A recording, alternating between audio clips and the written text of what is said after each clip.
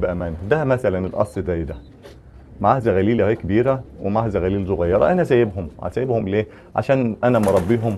البيض كان في الرف اللي فوق، فعادي ما فيش مشكله من اللي تحت، هم عايشين معاهم. ما برضاش افطمهم عشان المناعه بتاعتهم ما تقلش، سيبهم مع اهلهم مطمنين.